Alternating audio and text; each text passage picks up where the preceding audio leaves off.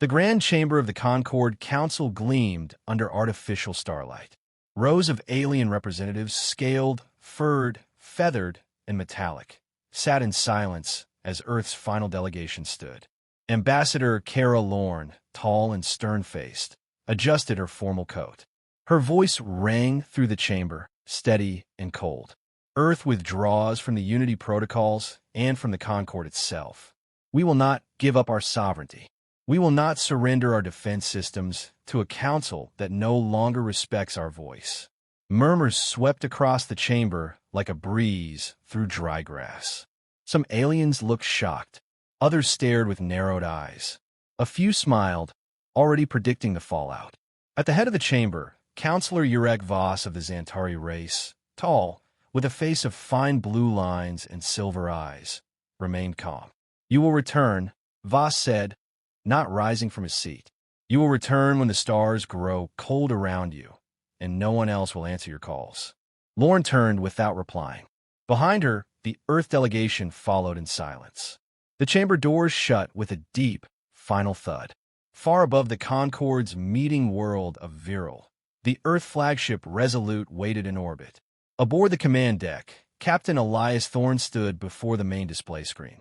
His eyes were fixed on the live transmission. He watched the doors close behind the delegation.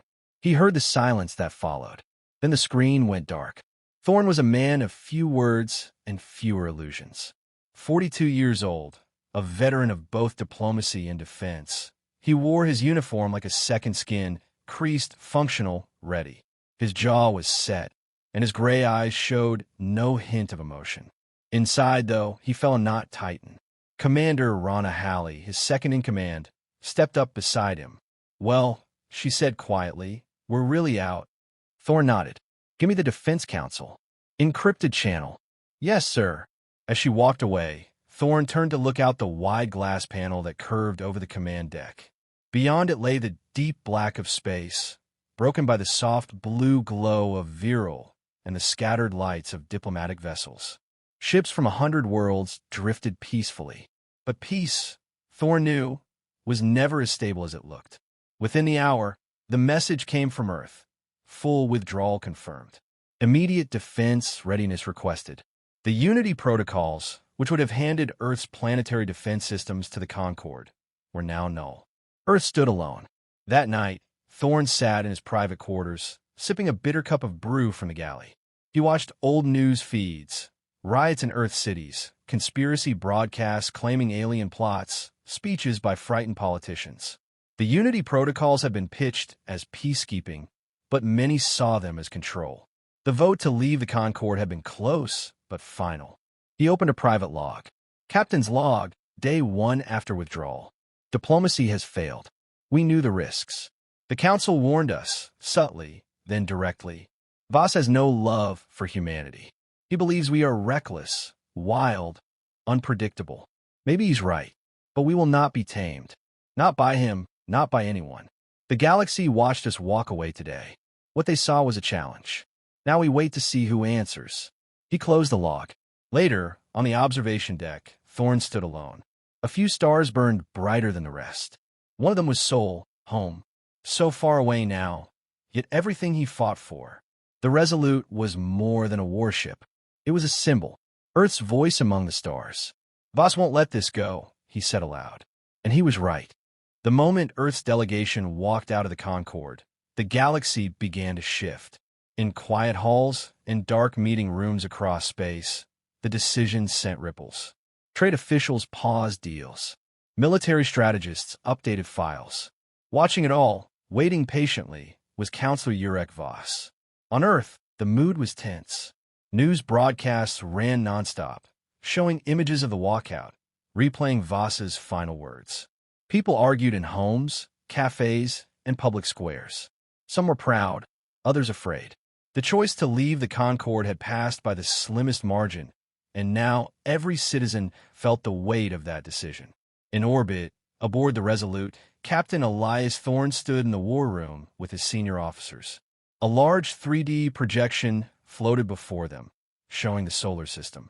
Small red dots blinked near the edges. Concord ships. "They haven't moved past Jupiter yet," said Commander Rana Halley, pointing to one cluster. But they're not hiding either. Long-range scans show at least 20 ships, mostly patrol cruisers. A few destroyer-class vessels. Blockade force? Asked Thorn. Too spread out for that yet. But they're watching. They want us to know. Thorn studied the projection. The Concorde was sending a message without words. They could come closer. They hadn't. Not yet. The silence was its own form of pressure. Get Defense Command on the line, Thorn said. Encrypted direct.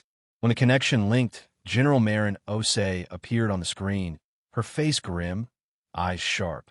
She was based at Armstrong Station on the Moon, a powerful voice in Earth's military. Her tone was calm, but her words carried urgency. We're initiating Protocol Ironhold, she said. All planetary defense platforms are to come online. Orbital cannons, satellite scramblers, drone swarms, everything. Understood, Thorn replied. What about civilian traffic? Restricted.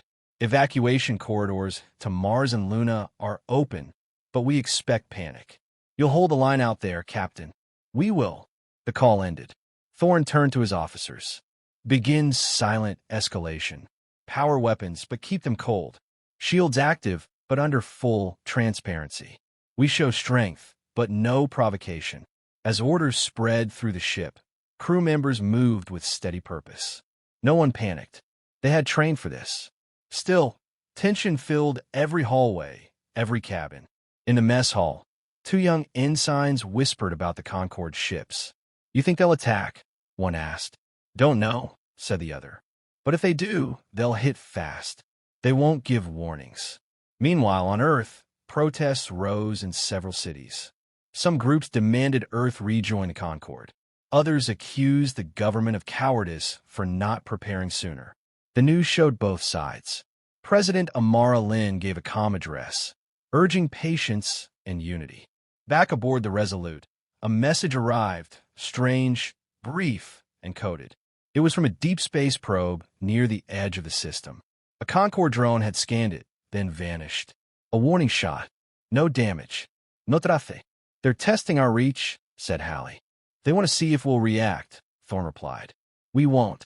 Not yet. That night, Thorn reviewed defense plans. He walked alone through the Resolute's observation corridor, watching Earth slowly rotate below. Blue oceans. White clouds. The home they were sworn to protect. He paused at a window and spoke to the silence. Let them watch. Let them count our guns. We will not strike first. But if they come, they'll find us ready. Outside, among the stars, the red dots began to shift, slowly, steadily, moving closer. The first shot came without warning. At 0427 UTC, a Concorde stealth cruiser broke from its formation near Saturn and entered Earth's inner system at high speed. It fired a single plasma burst, not aimed to kill but to blind. The beam struck one of Earth's early warning satellites, burning it out in seconds. On the Resolute, alarms echoed across the decks. Contact, shouted a lieutenant from the ops station. Hostile action confirmed. Satellite 17 is gone. Captain Elias Thorne stood beside the central command console, his face still, his voice sharp. Do not return fire, he ordered. Power weapons. Raise shields. Full alert status. Commander Rana Halley turned toward him. That was no test, Captain. That was a message. I know, Thorne said. But we don't answer with fear. We answer with resolve. Outside, space was shifting.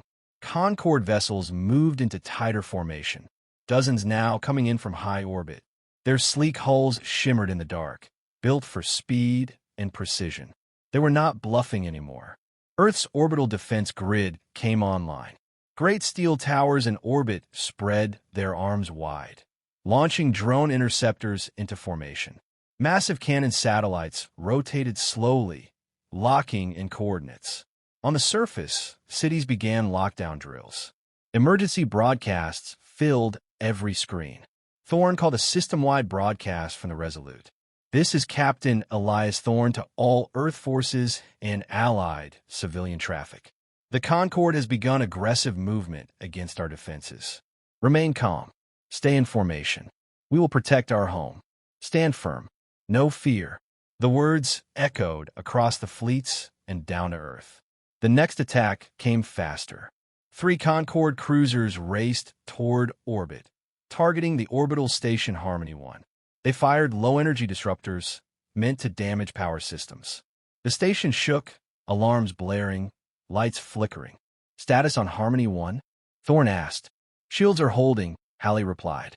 "But barely. They're probing our grid, try to find a weak spot." "Let them look," Thorn said. "And let's make sure they find nothing." He gave the order, "Deploy defensive wings." A squadron of Earth interceptors, fast and sharp, shot out from the Resolute and its sister ships. They met the incoming cruisers with bursts of fire, not to destroy, but to drive back. For the first time, the Concorde flinched. The hostile ships pulled away, not expecting such a quick and coordinated defense. They didn't retreat, but they stopped advancing. "We're holding the line," Hallie said. "For now," Thorn replied. Later that day, in the war room, the captains of Earth's orbit fleet met via secure channel. Faces appeared one by one, young, old, calm, concerned. "They're not here to negotiate," said Admiral Kento, commander of the Luna Guard. "They're here to box us in, step by step." "We need allies," said another. "The Concorde controls most of the trade routes. If they blockade Earth, we'll be cut off." "There's no help coming," Thorn said. "Not yet. Right now it's us. Just us." And he meant it. Humanity was alone in the stars now. A voice cut from a chorus. They had chosen freedom. Now they would defend it. On the bridge, Thorn stared at the tactical display. Red marks everywhere. Moving. Watching. "Let's remind them," he said, "that Earth is not easy prey." The next day, Earth's fleets pushed forward. Interceptors flew close passes around Concorde patrol lines. Drone swarms scrambled sensors. New jamming protocols blocked long-range scans. It wasn't full war, but it wasn't peace either. It was pressure, sharp and growing. People on Earth watched the sky and waited. Some cried. Some cheered. Some just hoped. But the Resolute stood firm in orbit, its lights glowing against the black. And Captain Thorn, standing at his post, knew this was just the beginning. The stars above Earth were no longer silent. Ships moved like shadows, signals crossed and clashed, and every system beeped with warnings. The conflict had not become full war, but something worse. Endless tension, the kind that wore soldiers down before the first real shot was ever fired. On board the Resolute, Captain Elias Thorn stood in his command room reviewing the day's fleet reports. No losses today. No breakthroughs either. The Concorde's pressure continued, circling ships, quick strikes, sensor scrambles. Every move was meant to provoke. Commander Rana Hallie entered with a tablet in her hand and a hard look on her face. "We intercepted a signal," she said. "Encrypted Concorde channel. Took hours to crack." Thorn took the tablet and began to read. The message was short but clear. "Operation Silence. Begin Phase 2. Target Earth's power grid. Civil unrest is key." A chill spread across the room. Thorn set the tablet down carefully. "They're not just trying to break our defense," he said. "They want to break our people." At that moment, the enemy changed. It was no longer just ships in orbit. It was fear on Earth. Doubt. Division. The Concorde was using it all. They would not need to fire a shot if humanity tore itself apart from the inside. Across Earth, protests flared again, this time larger, angrier. Fuel stations were hacked. Communication networks flickered. People blamed the government, the military, each other. Thorn called a meeting of his senior officers. They gathered in the main conference hall, a quiet space lined with long screens showing defense maps and system statuses. Tension filled the air. "We need to tell the public what's happening," said Hallie. "Show them what the Concorde is doing. And if we show fear, they'll panic," replied Lieutenant Kess. "We need to stay quiet and keep control." "No," Thorn said. "Control without truth is not leadership. It's fear. And fear is what Voss wants." He stood and looked each officer in the eye. "We release the message. We let Earth see the truth for what it is. Let them know we are not the enemy. They are being manipulated." The vote was quick. The decision was made. By nightfall, Earth's public networks flashed a single message across all channels. Intercepted Concord communication. Intentional sabotage of civil systems confirmed. Operation Silence is real. The message came with video proof. Records of Concord agents disabling satellites. Coded messages between ships. Even Voss's own orders caught in transmission. For the first time since the walkout, people on Earth paused. The anger shifted. The protests slowed. Unity sparked, not from fear but from truth. But truth brought new enemies. That same night, Thorne was informed that a section of Resolute's lower decks had been sabotaged. Power flickered in key systems. A fire broke out in the drone hangar, small but planned. A saboteur had acted from within. The security team moved fast. They found the traitor, Ensign Dalton Reed, a systems technician. Under interrogation, he confessed, bribed by Concord agents long before the walkout.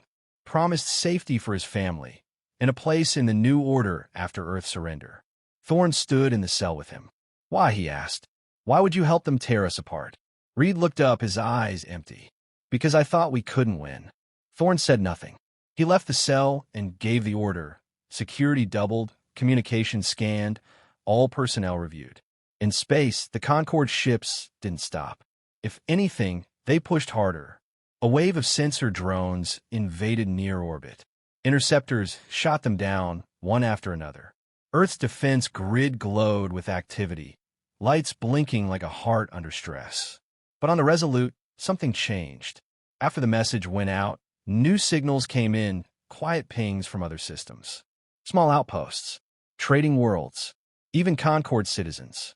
One stood out, a Xantari scientist named Telru, once a Concord researcher, now exiled. Her message was simple. I have information. Voss's plans go beyond Earth. He wants total control of the Council. I'll help, but only if I speak with Captain Thorne. The crew stared at the message. Get her on a secure channel, Thorne ordered. She appeared hours later, a pale, thin figure with glowing eyes and a soft voice. She confirmed what they feared. Voss's Operation Silence was just the beginning. The Concord was being reshaped into a weapon. Earth was the first test. I was part of the early designs, Telru said. They won't stop. Not with you. Not with anyone. Thorne thanked her. After she signed off, he turned to Hallie. We don't just need to fight back, he said. We need to expose Voss completely. Turn the galaxy against him. That's how we win. And what if we fail? She asked. Then Earth burns, he replied. But not quietly. Not without truth. And not without honor. Outside, the Concord ships shifted into a new formation, closer, tighter. Inside, Captain Thorne prepared to show the galaxy what it meant to stand alone and still stand. It began just before dawn. From the edge of Earth's atmosphere, a wave of Concord ships advanced in tight formation. Dozens of destroyers, sleek and silent, led the charge. Behind them followed heavier cruisers and signal jammers, slow, deliberate, covered in deep blue armor. Together, they moved like a single machine. On board the Resolute, every light turned red. The ship vibrated softly as power shifted to full combat readiness. Captain Elias Thorne stood on the command deck, eyes locked on the display. They're coming straight in, said Commander Rana Hallie. No more tests. No more warnings. Then we hold the sky, Thorne replied. Activate all defense systems. Prepare the grid. Full fleet formation. Across Earth's orbit, human ships moved into position. The Resolute took the center. For other command vessels flanked it.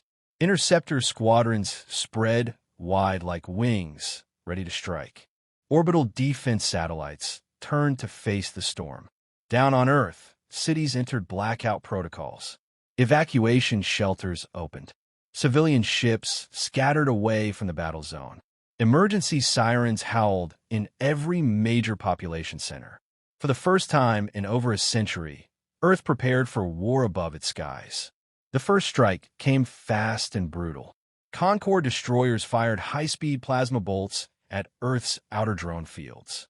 Dozens of defense drones lit up and burned in space. Earth interceptors responded, weaving through the chaos, dodging fire and returning it with rapid kinetic blasts. Explosions bloomed like silent flowers across the stars.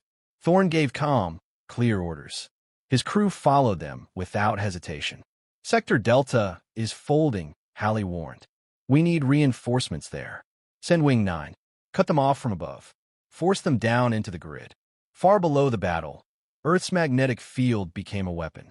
Thorn had been planning it for days. Using data from Telru, the exiled Xantari scientist, he had located a blind spot in Concord's ship design. Their advanced tracking systems struggled when exposed to rapid magnetic shifts. Earth's field, if amplified in specific zones, could create just enough static to hide movement. Now that plan came to life. Satellites launched magnetic disruptors into orbit. They pulsed in rhythm, controlled by Thorn's tactical AI. The Concorde's jammers flickered. Their sensors glitched. Their precise formations began to drift. That's our window, Thorn said. Strike now. Earth's interceptors surged forward, firing in waves. A Concorde cruiser spun wildly and crashed into another. A destroyer lost its shields and burst into flame. The sky above Earth blazed with motion. But the Concorde pressed on. One group of ships broke past Earth's outer lines and aimed directly for the southern hemisphere. Their target, Earth's global energy relay, the central hub of the planet's power grid. They're trying to black out the surface, Halley said. Not today, Thorn said. He redirected the Resolute itself, straight into the path of the lead Concorde warship. Bring us in close. Load the forward batteries. Target engines, not hull. The two ships passed within kilometers of each other. The Resolute opened fire, 3 precise blasts. The Concorde ship shuddered, lost control, and fell into Earth's lower orbit, burning as it went. On every screen across the planet, people watched the feed. For once, the news wasn't panic, it was resistance. It was defense, and it was working. But then came the price. One of Earth's capital ships, the Aurora's Light, took a direct hit. Its main reactor was pierced. The explosion was massive, bright enough to light up half the night sky. Debris scattered across the orbit. The ship was gone. Over 200 lives, lost in seconds. Thorn lowered his head as the alert sounded. No words, just silence. We keep fighting, he said at last. For them. As the battle raged, a signal came from deep space. A reply to the broadcast Thorn had sent days before, proof of the Concorde's betrayal. One voice answered, then another, then 20. Across the galaxy, small systems and neutral worlds began to speak. Trade stations posted messages of support. Former Concorde allies asked questions in open channels. The truth had spread, and Voss knew it. From his command vessel, still outside direct combat, Voss ordered a retreat. Not a full one, just enough to regroup. He needed a new plan. The storm he had sent to crush Earth had not broken it. It had only made its voice louder. The Concorde ships began to pull back. Earth's forces held their positions, but did not chase. This was a victory, not total, but real. And the world knew it. On the bridge of the Resolute, smoke hung in the air, and damaged crews moved quickly. Sparks flew from a burn console. Blood stained one of the chairs. Thorn stood in silence, looking out the observation glass. Halley came to his side. We did it. We held. For now, he said. But Voss will return. And next time, he'll bring more than ships. She nodded. What do we do now? He turned to her. Now we take the fight beyond orbit. We show the galaxy who Voss really is. Not just a conqueror, a tyrant. We fight with truth, and if needed, with fire. And outside, as the stars burned and the wreckage drifted, Earth remained. Wounded but unbroken. The battle was over, but the war was not. The wreckage of ships, both human and Concorde, drifted slowly above Earth, glowing in the pale light of the sun. Emergency beacons flashed like silent cries for help. Drones moved between broken hulls, searching for survivors, salvaging what they could. Aboard the Resolute, damaged crews worked without rest. Power systems flickered. Hull plating groaned under strain. Medical bays overflowed. But the ship held together, and so did its crew. Captain Elias Thorne stood at the command deck, eyes fixed on the slowly shifting Concorde fleet. They had pulled back beyond the moon, regrouping in silence. Voss was not done. He was planning something new. Thorn could feel it. Commander Rana Halley entered the bridge, her uniform stained with soot, her face drawn from long hours. "Still no movement from Voss," she said. "But transmissions are spiking." Thorn raised an eyebrow. "What kind? Political? Diplomatic? Systems across the galaxy are demanding answers from the Concorde Council. They've seen the footage, the sabotage, the civilian targets. They want to know what Voss is doing." The truth, once released, had spread like wildfire. Telru, the exiled Xantari scientist, had provided more evidence, documents, plans, and voice logs. The most damning was a private message from Voss himself, where he referred to Earth as a necessary sacrifice for order. That phrase had reached 100 worlds. Protests erupted on Concorde-aligned planets. Some minor systems declared neutrality. A few even offered aid to Earth. Not weapons, but supplies, communication links, and protection for refugees. For the first time, the galaxy looked not with suspicion at Earth, but with sympathy, with respect. On Earth, President Amara Lin addressed the planet in a calm, firm voice. "We did not choose this fight, but we will not run from it. Humanity will not be ruled by fear or control. We are ready to build peace, but only peace based on freedom." The message played on thousands of channels, translated into alien languages, broadcast in trade stations, outer colonies, and deep space hubs.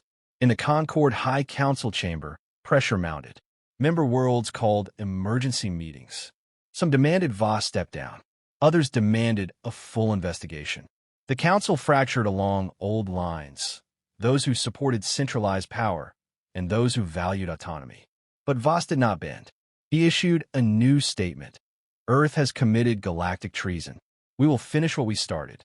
It was the wrong move. Moderate voices within the Concorde rebelled. For council members publicly withdrew support from Voss. A small fleet from the Cyril Union, a Concorde ally, broke ranks and positioned themselves between Earth and the main Concorde forces. When their commander, Admiral Jesha Varn, hailed the Resolute, her voice was clear and steady. "We are not here to fight you, Captain Thorn. We are here to make sure no more innocent lives are lost." That moment changed everything. Thorn stood on the bridge, surrounded by tired but determined officers. He looked at Halley. "We hold the line. We don't push. Let the galaxy see the difference between us and Voss." So they held. For 2 days, no shots were fired. Ships floated in silence. Repair crews worked. Diplomats spoke. Journalists from neutral systems interviewed survivors. People across the stars began to understand the truth of Earth's struggle. In the meantime, Thorn met privately with Telru over a secure channel. She looked exhausted, but resolute. "Voss has overplayed his hand," she said. "He thought fear would hold the galaxy together. But fear breaks. What does he do next?" Thorn asked. "He may try one final strike. Something big. Something desperate. Or he'll disappear and wait. We'll be ready for both," Thorn said. And then a signal came through, unexpected and official. A Concorde diplomatic ship requested passage to Earth. On board was a council delegation, those who opposed Voss and now sought peace. "They want to talk," Halley said. "They want to survive," Thorn replied. But he allowed them through. The meeting took place in orbit, aboard a neutral station between Earth and the Moon. Thorn, President Lin, and select advisors met with the Concorde delegates. There were no speeches, no pedals, just a simple agreement. Voss would be investigated. Earth would remain sovereign. A new council would be formed, with every world's voice heard, equally. Outside, the Concorde fleet began to pull away, piece by piece. Not because they had been defeated by force, but because they had been defeated by truth, by unity, and by resistance. The war was not won by battleships alone. It was won by the will to stand when others bowed. On the Resolute, as stars returned to their quiet place in the sky, Thorn sat alone in his quarters. He opened his log one last time for the day. Captain's log, after the storm. "We held, not just the sky, but our dignity." The galaxy watched, and this time it saw the truth. There will be more battles in the future. But tonight, Earth is free, and the stars feel just a little closer. The stars were calm again. Where once fire had filled Earth's sky, now silence stretched across the black. No Concorde fleets circled the planet. No warning sirens echoed through cities.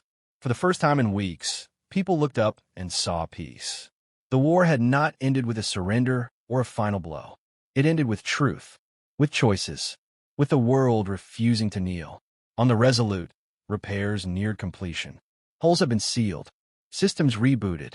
Crew members walked with less tension in their steps, but their eyes still held the memory of the storm. Captain Elias Thorne stood at the central observation window. Earth hung below like a bright jewel. Quiet hole. Behind him, Commander Rana Halley approached with a small datapad. "It's official," she said. "The Concorde has replaced Voss. The Council is being restructured. 1 vote per world, including Earth." Thorne nodded slowly. "A new table." Halley smiled faintly. "And we're not walking away from this one." The transition had not been easy. After Voss's withdrawal, some of his loyal ships tried to hold position. But without backing from the Central Council, they had no authority. One by one, they left, vanished, or surrendered. Neutral worlds began sending ambassadors to Earth. Small freighters arrived with supplies, medicines, and even art. Across the galaxy, Earth's image changed, from rebel to survivor to symbol. In Geneva, President Amara Lynn gave her final wartime address from the Earth Parliament steps. "We stood alone not because we wanted to, but because we had to. Now, we will stand with others. Not beneath them, not above them, but beside them." Her words echoed across systems. Meanwhile, Telru, the exiled Xantari who had risked everything to expose Voss, received official pardon from her homeworld. She declined to return. Instead, she joined a new science forum on Luna, dedicated to open research across species. In low Earth orbit, the old Concorde space station that once served as a diplomatic outpost was reopened. This time, it was renamed the Open Table. Each docking bay bore the name of a member world. Each corridor had translation lines for every known language. For the first time, humans and aliens met not to command, but to understand. Captain Thorne stood aboard the station on its first day of council. Not as a soldier, but as a guest. He watched new leaders take their seats, watched as laughter replaced argument, and as introductions replaced accusations. Later, aboard the Resolute, Thorne prepared for one final duty. He entered the bridge for the last time in uniform. His crew stood at attention. Halley faced him, now wearing the badge of command. "Are you ready?" she asked. He smiled. "I've seen enough stars for one lifetime." They saluted. No words needed. Thorne stepped into the shuttle bay, entered a small transport, and looked back one final time at the ship he had led through fire. The doors closed, and the shuttle pulled away. From the observation deck, Halley and the crew watched the shuttle disappear into the light of the sun. Elias Thorne retired to a small observatory on Mars, where the skies were red and quiet. He wrote books, simple ones, stories of unity, stories of choice, and above him, the stars continued to shine, no longer watchers of war, but witnesses to something better.